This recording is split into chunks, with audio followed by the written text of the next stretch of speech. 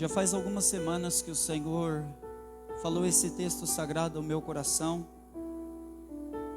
e Ele vinha incendiando o meu coração de uma maneira especial, e de uma forma tão simples como eu costumo dizer que o Senhor fala ao meu coração. Eu quero tentar compartilhar com a vida dos irmãos aqui o que o Senhor falou comigo. Sabemos nós que a manifestação, a presença do Espírito Santo, ela não está determinada ou condicionada ao momento das nossas vidas, ou a forma que nós estamos vivendo, ou o ambiente e o cenário que se formou, que nos faz muitas das vezes duvidar do trabalhar do Espírito Santo em favor das nossas vidas. Porque quando nós pegamos a Bíblia Sagrada, se nós fôssemos mencionar aqui de Gênesis a Apocalipse o mover do Espírito Santo, nós ia ver o Espírito Santo trabalhando das suas diversas formas, mas sempre impactando o povo de Deus, sempre se revelando sobre a vida do povo de Deus e sempre fazendo maravilhas no povo de Deus. Mas algo especial que o Espírito Santo ele tem a capacidade de fazer é fortalecer o povo dele para os momentos de crise, para os momentos de aperto, para os momentos de dificuldade. E nós vemos isso no princípio da criação do mundo, quando a terra era sem forma e vazia, e havia trevas sobre a face do abismo, e o Espírito de Deus se movia sobre a face das águas. Sabemos que mesmo diante da ordem caótica que o mundo se encontrava, mesmo sabendo que as trevas estavam reinando sobre o abismo naquele lugar, havia um movimento do Espírito Santo da parte de Deus, haveria trazer a uniformidade e dispersaria as trevas que havia sobre aquele lugar. E aqui eu já aprendi algo especial com o Espírito Santo, que não importa o quanto as trevas tentam se oprimir sobre as nossas vidas, não importa a quantidade de abismo que ela tenta colocar a nossa vida em direção àquilo que Deus tem preparado para nós, não importa o quanto o cenário se encontra caótico sobre as nossas vidas, não importa o que está fora do lugar, não importa o que está quebrado, não importa o que está em desconformidade com aquilo que Deus pode Espírito Santo, em favor da tua vida, você pode ficar tranquilo, que breve momento de tempo, uma palavra da parte de Deus virá, e tudo que está fora do lugar, será colocado no lugar, e todas as trevas que têm impedido o milagre acontecer sobre a tua vida, Jesus ele vai dispersar, e o Espírito Santo vai operar com a tua luz gloriosa. E nós vemos esse agir do Espírito Santo de uma maneira especial sobre a história da humanidade. Sabemos nós que muitas das vezes a capacitação do Espírito Santo nos coloca um encargo que humanamente nós olhamos e dizemos que não é possível suportar nas nossas vidas ou na nossa caminhada. Sabemos que cada um de nós, pela virtude do Espírito Santo e pela escolha dele, nos capacitou para uma obra específica, seja ele qual for o dom que o Senhor te deu, é um encargo da parte do Senhor para nossas vidas. Mas com o passar do tempo, parece que isso se torna um encargo pesado para nossas vidas, por causa das enfermidades, por causa das dores, por causa das opressões, por causa das perseguições, por causa das calúnias, por causa dos apontamentos. Parece que aquilo que nós recebemos do Espírito Santo já não é mais a mesma coisa, já não tem mais o mesmo efeito que a princípio havia ali acontecido sobre nós. Lembra de Moisés quando recebeu a capacitação do Espírito Santo para que tirasse o povo da terra do Egito? Ele tinha graça, tinha unção sobre a vida dele, havia autoridade sobre a vida de Moisés. Moisés tinha intimidade com Deus, das pessoas não poder sequer chegar no pé do monte, mas Moisés tinha a autoridade, a unção do Espírito Santo para poder se chegar diante da presença de Deus no topo do monte. Mas o tempo passa, o encargo se torna pesado sobre a vida de Moisés, e Moisés ele vai questionar com Deus até que momento aquilo tem valia para a vida dele.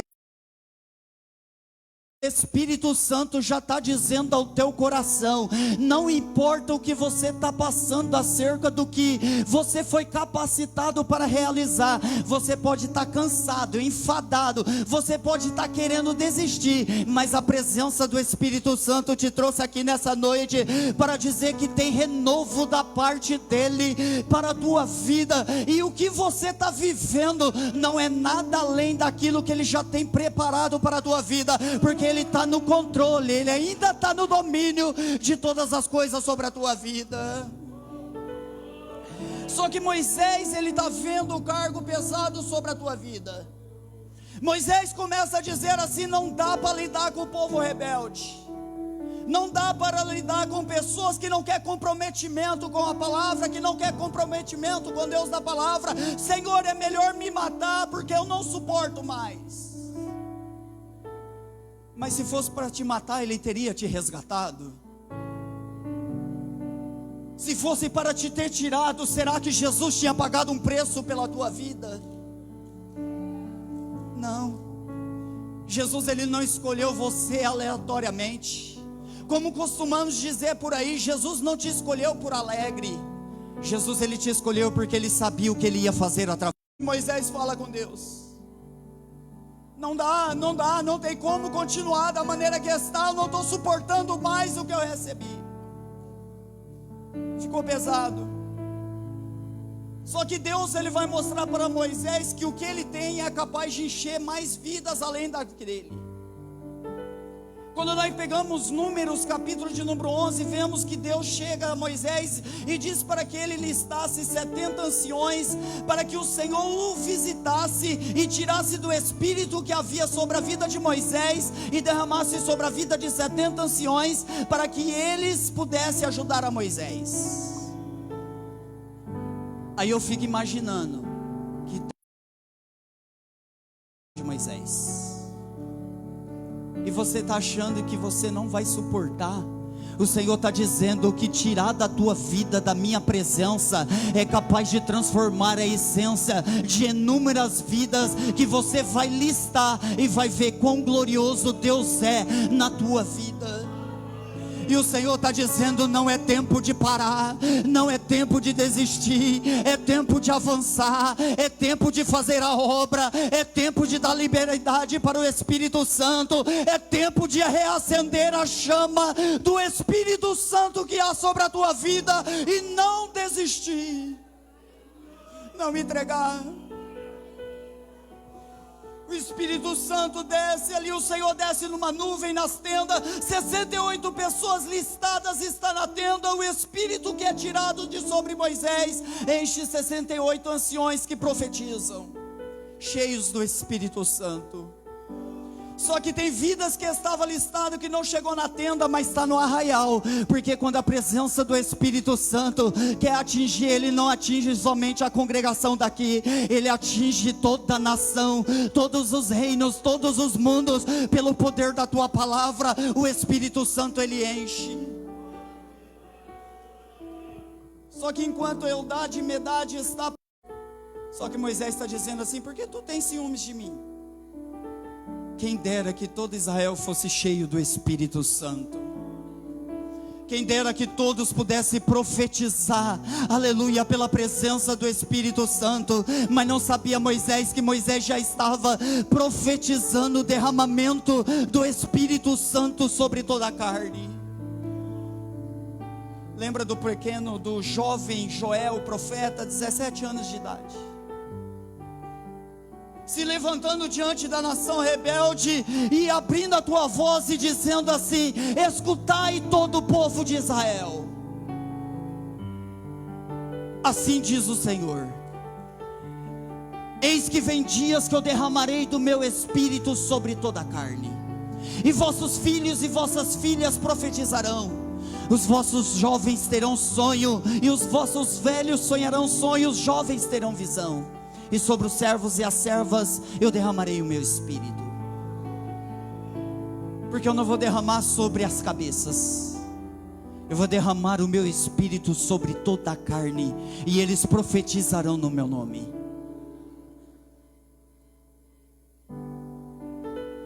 Mas mas parece que o Espírito Santo não se move mais. Parece que o Espírito Santo não tem mais a liberdade de se mover. Parece que o Espírito Santo está colocado dentro de uma caixinha, que nós liberamos o Espírito Santo quando nos convém, que liberamos para que Ele haja nas nossas vidas só em determinados momentos. No momento de tristeza, Espírito Santo, eu preciso da Tua alegria. No momento da dor, eu preciso da Tua cura. No momento do aprisionamento, eu preciso da Tua liberdade. Mas quem diz que o Espírito Santo está limitado a te restaurar pelo momento que você vive? Por isso que o silêncio paira. Por isso que Deus fica 400 anos sem manifestar. A povo só quer que Deus haja da maneira deles. Porque o povo parece que só quer que Deus haja em favor deles, na necessidade deles, mas não olha que a maior necessidade é se converter dos seus maus caminhos, endireitar os seus caminhos na presença de Jesus, para que eles tenham vida e vida com abundância. Só que o Espírito Santo se manifesta no deserto da Judeia, através da vida de João Batista, pregando o arrependimento e a remissão dos pecados. Só que ele diz: eu sou aquele que batiza com água, mas aquele que vem após mim, eu não sou digno sequer de desatar as sandálias dos seus pés. Eu não tenho capacidade alguma sequer de tocar nas sandálias dele para retirá-las dos seus pés. Mas esse que vem após mim, ele é muito maior do que eu. E ele batizará com o Espírito Santo e com fogo. Ah, meu Deus, quando eu me converti na presença de Jesus, o meu maior desejo era ser batizado com o Espírito Santo. O maior desejo era receber um dom do Espírito Santo. Hoje nós entramos para congregar e nós não atraímos a presença do Espírito Santo, que não vem para nos visitar. Ele veio para fazer morada nas nossas vidas. Morada, habitação. Visitante não tem autoridade de mover sobre a casa, mas o dono da casa tem poder de mudar o ambiente como lhe convém.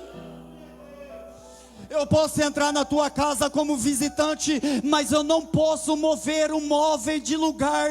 Mas você, como dono da casa, você pode tirar um móvel de um lado e colocar no outro. Então não sejamos hipócritas dizendo: essa casa é tua, pode entrar, eu preparei ela para você, Jesus. Só para um momento, não, a presença do Espírito Santo não vem para visitar. A presença do Espírito Santo é a habitação sobre a tua vida. Meu querido, quando você usa o Espírito Santo para um momento na tua vida, você está dizendo para Ele: não quero você como habitante da minha casa, eu quero que você somente me visite e vá embora. Mas o Espírito Santo me trouxe com essa palavra nessa noite, para dizer: hoje não serei visitante na tua vida, ou eu faço morada sobre ti, ou o diabo se andará com a tua vida. Arabashei manai, Sharaba karamande faramanai, Iribican tarabashei manai farabadaya seve na manai arabadaya seve. Eu quero mudar a casa, eu quero mudar o ambiente. Ei, quem faz a casa mudar é o Espírito Santo.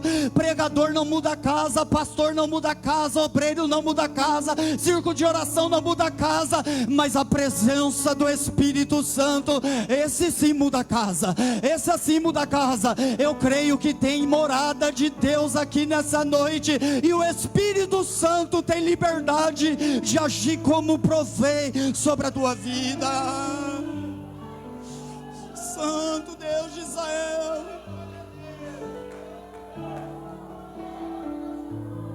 o Espírito de Deus, Ele batizará com o fogo do Espírito Santo. Jesus, Ele vai ensinar os seus discípulos A presença de Jesus deixa confortados os momentos dos discípulos, traz perturbação sobre eles. Lembre João capítulo de número 13, quando Jesus ele está na ceia. Jesus ele vai começar a trazer inquietações sobre a vida dos discípulos.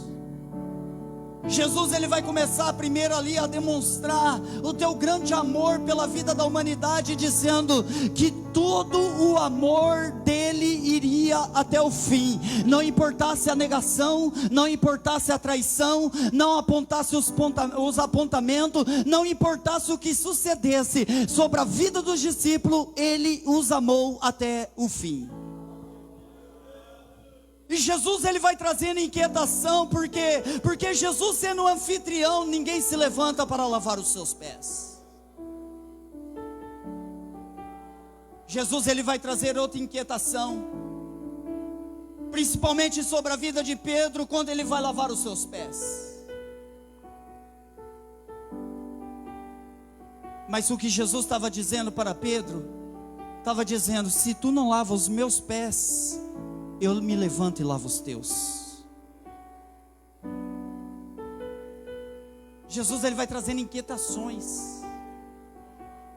E Jesus disse: eu lavei os vossos pés, porque eu sou mestre e Senhor, e vocês dizeis bem. Vocês devais fazer assim também uns aos outros, lavai os pés uns dos outros. Quem tem a presença do Espírito Santo não espera que seus pés sejam lavados, se levanta e lava os pés dos outros. Só que vai ter inquietação na vida dos discípulos, porque Jesus ele vai se turbar no teu espírito, e ele vai dizer assim: um dentro de vós vai me trair.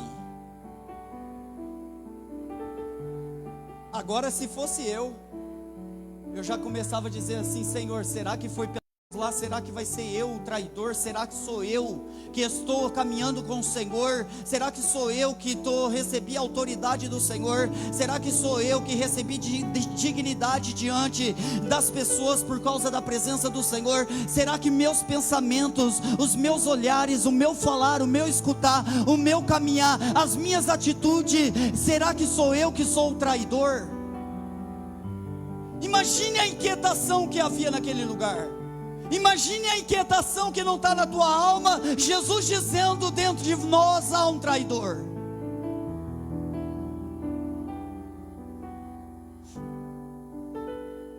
Todo mundo querendo saber quem é o traidor, mas ninguém se levantando e perguntando assim: será que sou eu?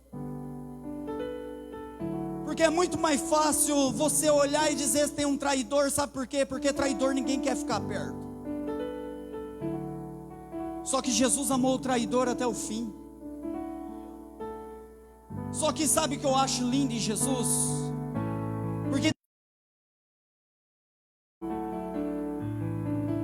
Porque quando ele revela que Judas era o traidor, Judas se levanta e vai fazer o que tem que ser feito. E Jesus ele começa a dizer sobre a sua morte expiatória, que pelo caminho que ele vai, os seus discípulos não podem acompanhar naquele momento, e eles ficam perturbados porque não pode ir aonde Jesus vai. E eles perturbados e angustiados. Só que é naquele momento que ele entra em João 14. Não se turbe o vosso coração. Só que Jesus não disse essa palavra para traidor, ele disse para discípulo: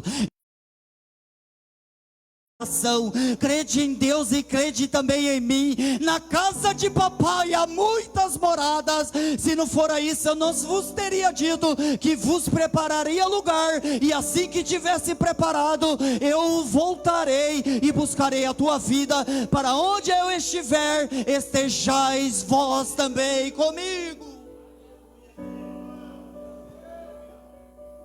Por que eu não posso seguir o Senhor pelo esse caminho agora? Que caminho é esse? Eu sou o caminho, a verdade e a vida, e ninguém vai ao Pai se não for por mim. Só que outra perturbação que tinha sobre a vida dos discípulos, apesar de todas as inquietações da vida, era eles saber que Jesus morreria, e que eles soubessem que Jesus ia ascender aos céus. A maior perturbação nas nossas vidas não pode ser pelo que as pessoas não fazem em nosso favor. A maior inquietação nas nossas vidas não pode ser as enfermidades que nós enfrentamos. A maior inquietação das nossas vidas não pode ser as escassezes que nós vivemos. A maior inquietação das nossas vidas não pode ser pelas potências da presença de Jesus na essência do nosso caráter.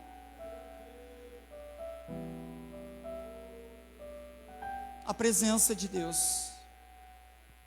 E a ausência da presença de Jesus faz com que Jesus diga para os seus discípulos: fiquem tranquilos, vocês não ficarão órfãos, não ficará abandonado. Eis que eu chegarei diante do Pai e rogarei ao Pai, e Ele vai enviar outro Consolador para que esteja convosco. E Ele estava dizendo: a mesma essência que há em mim, há nele, a essência de cura, a essência de poder, a essência de libertação, a essência de provisão, a essência sobre a vida dele, a mesma essência que caminhou do lado de vocês, encherá as suas vidas.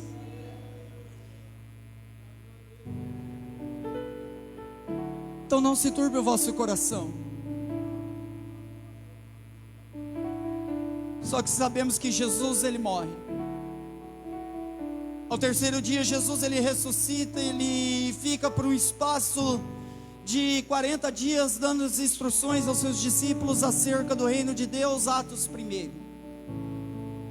Só que Jesus, ele diz para os seus discípulos: ficar em Jerusalém, até que do alto sejam revestidos de poder, porque vós sereis as minhas testemunhas. Sabemos nós que o desejo pelo consolo do Espírito Santo era tão profundo, que assim que Jesus, ele ascende aos céus e foge da vista dos seus discípulos, os seus discípulos vão para o momento da oração no cenáculo, reunir no cenáculo para buscar a presença do consolo. E sabe que o Espírito Santo, ele falou muito forte comigo nessa tarde de que nós empenhamos força. Tem muitas coisas que nós empenhamos jeito, tem muitas coisas que nós empenhamos tempo, tem muitas coisas que nós empenhamos dedicações financeiras para acontecer, mas não empenhamos a mesma dedicação de buscar a promessa da parte de Jesus para nossas vidas. E aqui eu estou falando da promessa do Espírito Santo, mas pode ser a promessa da cura, a promessa da restauração, a promessa do arrependimento do Espírito Santo, pode ser a promessa da salvação dentro da tua casa, pode ser a promessa da porta aberta, a promessa do ministério, a promessa de Deus te levar poderosamente. O tempo dedicado não é o mesmo. O empenho e a força dedicada não é a mesma. Eu falo por mim. Isso eu falo por mim. Só que eles vão para o cenáculo. E no cenáculo eles se reúnem. Eles não se agrupam. Porque você pode estar no mesmo ambiente que outras pessoas, mas não está no mesmo propósito. Dentro do cenáculo eles estão reunidos, reunião deles significa comunhão do mesmo propósito. Porque você pode se reunir com um monte de pessoas na rodoviária, mas quando o ônibus chega, cada um vai para o seu destino. Mas quando você se reúne no cenáculo, não vai ter uma porta aberta para o pregador Anderson, não vai ter uma porta aberta para o Jonas, não vai ter uma porta aberta para Marlene, não vai ter uma porta aberta para o Nildair, vai ter uma porta aberta para aqueles que têm o nome escrito no livro da vida. Então não é quem prega, não é quem canta, não é quem evangeliza, não é quem pastoreia, é quem tem nome escrito no livro da vida que vai entrar pelas portas. Então eles estão reunidos e nós estamos reunidos aqui pelo propósito: entrar pela porta.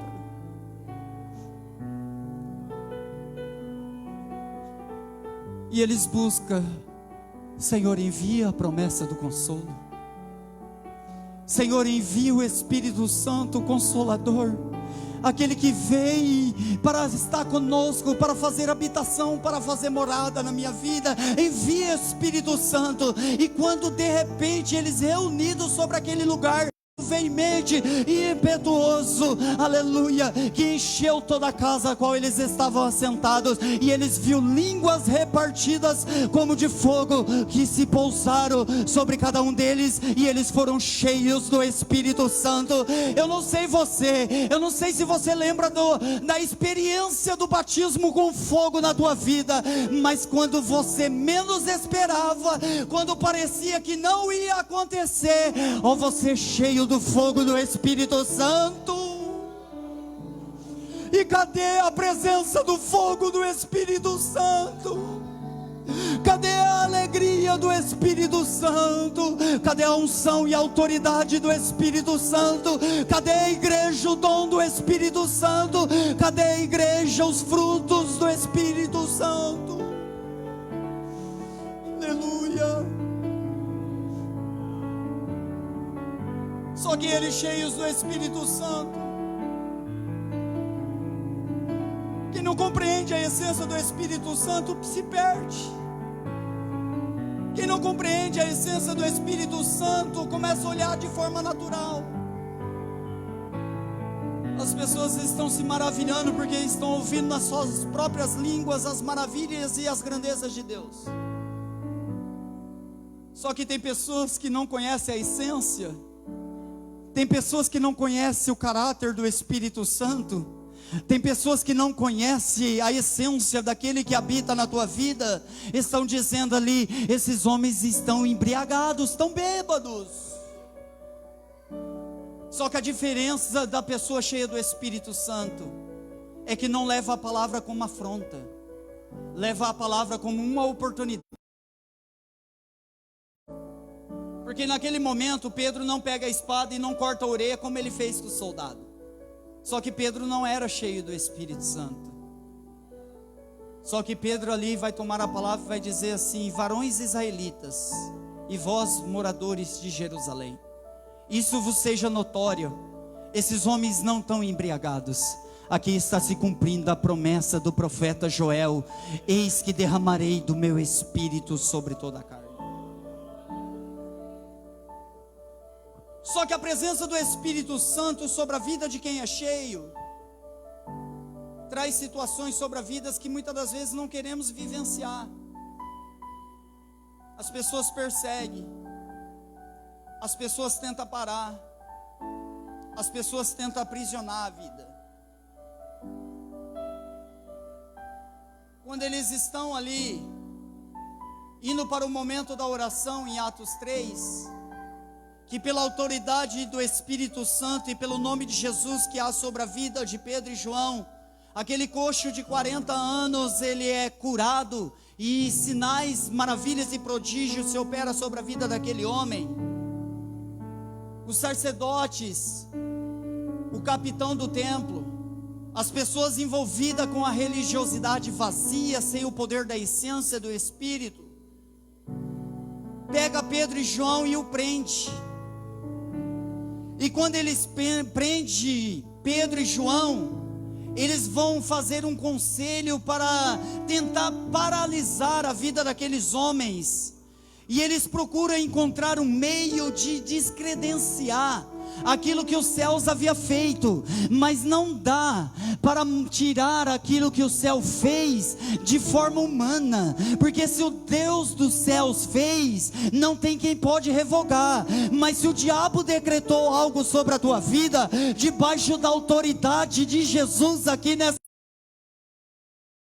contra a tua vida, toda sentença de morte, todo aprisionamento, todo espírito depressivo, eu tenho autoridade de repreender nessa noite, na autoridade do nome de Jesus.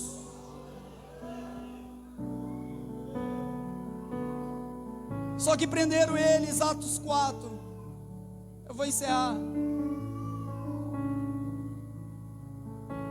Só que a maravilha foi tão grande que Deus operou, que aquele homem que foi curado diante do templo estava com Pedro e João, mas quando Pedro e João foi levado para o cárcere, aquele homem diz: não, eu tenho que acompanhar aqueles que andam pelo caminho. E deixa essa mensagem para outra hora. Eu tenho que seguir aqueles que andam pelo caminho. Só que eles vendo aquele homem, porque eles cansaram de esmolar para a vida daquele homem, para se mostrar que eram ali ofertantes das pessoas que passavam necessidades, eles dizem assim: foi notório o sinal que eles fizeram. Veja que o povo está glorificando a Deus, e convém que a palavra não nos diz, mas dá margem para eu conjecturar que o sumo sacerdote estava dizendo.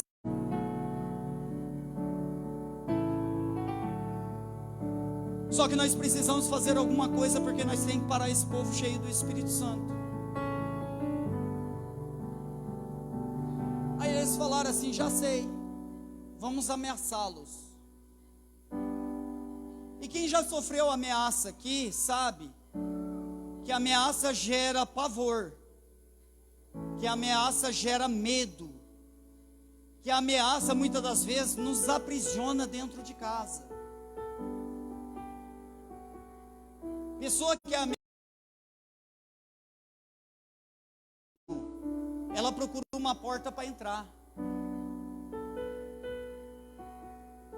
Só que aqueles homens dentro do ser deles estão dizendo assim: mas tudo que eu tenho visto e ouvido, não dá para parar de falar no nome de Jesus. Eu estava sentado ali e o Espírito Santo estava ministrando ao meu coração. Nesse momento aqui eu não sei qual foi o tipo de ameaça que você recebeu. Talvez foi uma ameaça direta para você parar, para você desistir. Talvez foi um diagnóstico que veio da medicina como uma forma de ameaça para a tua vida, para te amedrontar e fazer você parar.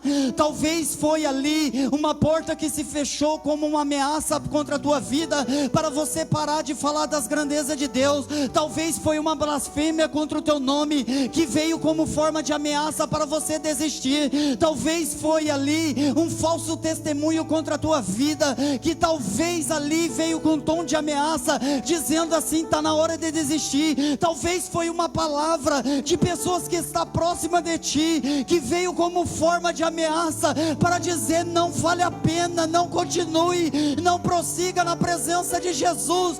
Mas quando ele estava na forma de Deus, ele não teve por usurpação ser igual a Deus. Não dá para parar.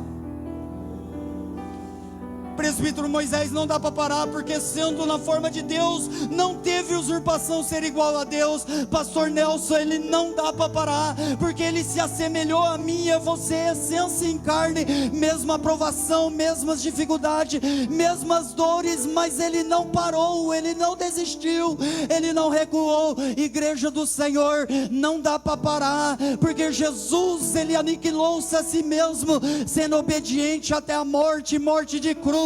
Igreja, não dá para parar. Veja o que ele fez em favor da tua vida, irmão Nildair. Não dá para parar. Cuspiram na cara dele, irmão Nildair. Amor, não dá para parar. Jesus, ele foi açoitado, o seu corpo foi desconfigurado. Não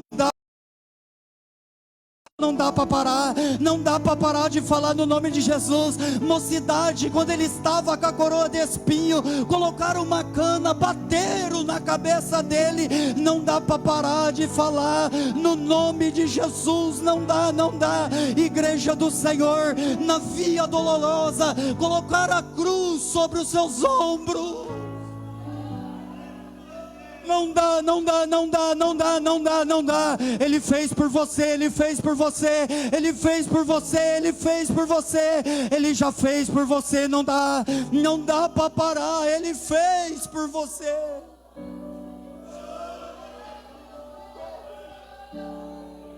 No Gólgota, os pregos batendo, irmão Ismael, não dá para parar. Não dá para parar. Irmão John, não dá para parar. Lança o transpassor, irmão John, não dá para parar.